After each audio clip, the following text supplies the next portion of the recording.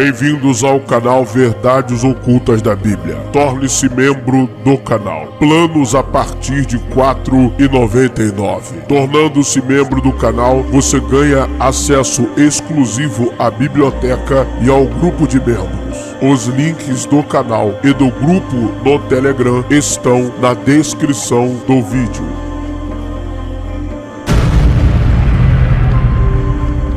Ative o sino das notificações.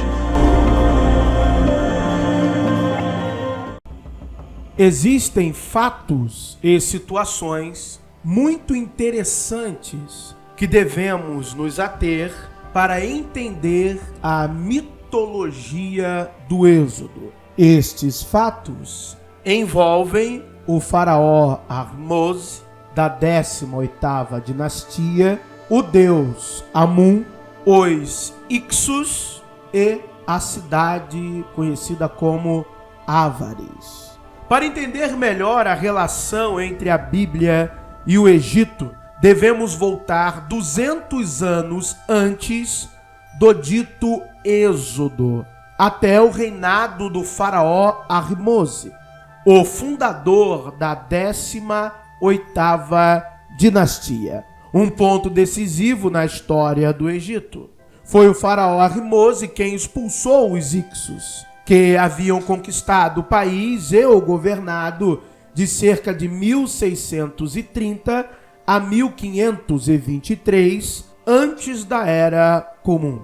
Esses invasores fundaram Ávares, uma cidade militar, como sua capital. Maneton, sacerdote egípcio que viveu cerca do século III antes da Era Comum, descreveu a captura do Egito, de acordo com as memórias que chegaram até ele. Sem aviso, pessoas de uma raça desconhecida, vindas do Oriente, tiveram a audácia de invadir nosso país, o Egito, e sem dificuldade ou combate, tomaram-no. Além de sua cultura e filosofia, os Ixus introduziram o uso do cavalo, da carruagem de guerra e do trabalho em bronze, deixando assim definitivamente sua marca no Egito. Por sua vez, os Ixus adotaram os deuses egípcios, sua escrita hieroglífica sagrada e as tradições egípcias.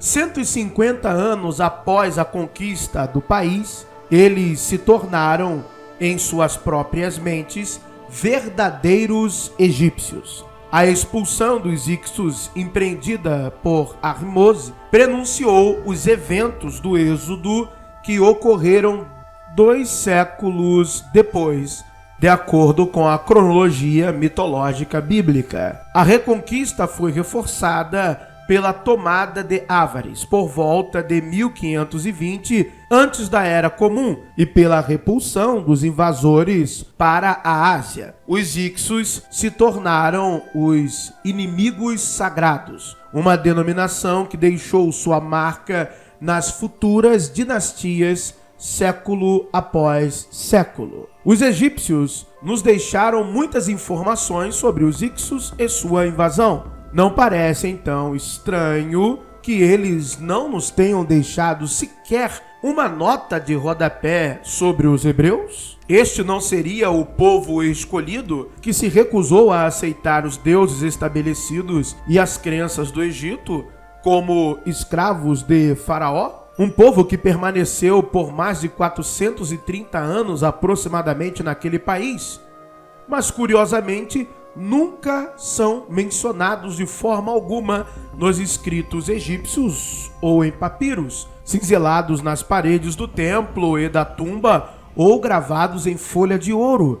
Nada, não temos nada sobre os hebreus. Claro, vocês já aprenderam comigo que hebreu é um nome iniciático. Não há nem como dar a desculpa que alguns fundamentalistas religiosos querem dar de que os egípcios apagaram os registros dos hebreus. Não há necessidade. Os egípcios guardam registros dos seus inimigos e até mesmo de algumas derrotas para eles. No caso dos Ixos, e também podemos dizer assim dos povos do mar, não faria nenhum sentido apagar qualquer registro hebreu. Não existe nenhum tipo de declaração egípcia sobre os hebreus, enquanto que, para a expulsão dos Ixos, os escribas egípcios os mostram menosprezados, mesquinhos e expulsos do país. Após sua vitória sobre os Ixos, a 18ª dinastia foi fundada e o Egito buscou avanços territoriais ao sul e ao norte, até o Eufrates.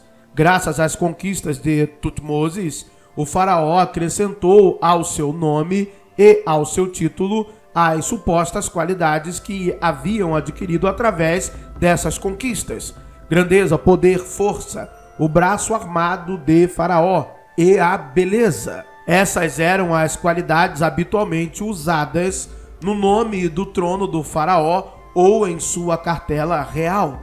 Os atributos do Faraó são idênticos aos atributos do Deus da Bíblia. Amenhotep III teve a sorte de possuir um verdadeiro império, legado a ele por seus antepassados. Tutmoses III conquistou o Oriente Próximo até o Eufrates. No sul do Egito, ele anexou a Núbia, a terra de Cuxi, e estendeu seu reino até a terceira catarata do Nilo, hoje o chamado Sudão. Aos 14 anos, o bisneto de Tutmoses III, Amenhotep III, casou-se com Tie, filha de Uia, que veio de uma pequena aldeia chamada Acmin, no Alto Egito. Após o casamento de sua filha com Amenhotep, o príncipe Uia foi promovido ao posto de Supremo Pai de Deus e também sogro do rei. Mais tarde, ele passou esse título para seu filho, o também conhecido sacerdote Ai e também faraó Ai. Nessa época, um deus antigo, Atom, ressurge no Egito. A origem de Atom, com toda a probabilidade, remonta a Atum, um deus egípcio primordial de cerca de 2200 antes da Era Comum. Este ressurgimento de Atom foi favorecido pelos sogros de Amenhotep III, e mais particularmente por Tie, filha de Uia, futura alta rainha do Egito e mãe de Akhenaton. A educação que ela deu ao filho foi influenciada por Uia. E assim, tanto Tie quanto Uia desempenharam um papel no primeiro estágio do processo que levou ao aumento do poder da religião de Atom após a coroação de Akhenaton. De acordo com registros históricos e também iniciáticos, Amenhotep III foi instruído, como todos os faraós, na escrita sagrada, na aritmética e na dita ciência, mas, acima de tudo, foi iniciado nos cultos das principais divindades egípcias. Dentre esses, o deus principal era Amun, cujo templo, o grande templo de Karnak, localizava-se na capital, Tebas. A origem deste deus é obscura. Ele pode ter saído da metamorfose de uma serpente primordial, que se transformou em um ser divino. Durante o Antigo Império, Amun era um deus sem prestígio até então. Seu nome é mencionado nos textos da pirâmide, mas não é enfatizado. Na época da 9ª dinastia, seu nome tornou-se associado ao deus Ra, representando o sol, Amun-Ra. Na 18ª dinastia, Amun ou Amon assumiu definitivamente o primeiro lugar no panteão egípcio. Amon significa o oculto. Como na Bíblia, ninguém podia ver Deus ou seu rosto. Logo, ele também era um deus oculto. Amenhotep III não foi um rei conquistador. Já havia herdado o império e agora precisava consolidá-lo com alianças com seus poderosos vizinhos, principalmente Miane, a Mesopotâmia, com os quais fez um pacto ao se casar com Gireba, filha do rei Sutarna. Com a morte de Sutarna, Amenhotep III selou um novo pacto com seu sucessor midianita Tusrata, ou Dusrata, que lhe deu sua filha Tudarreba em casamento. A paz assim estabelecida predispôs Amenhotep III a concentrar sua energia na construção de numerosos edifícios por todo o Egito, para encorajar os diferentes cultos na terra.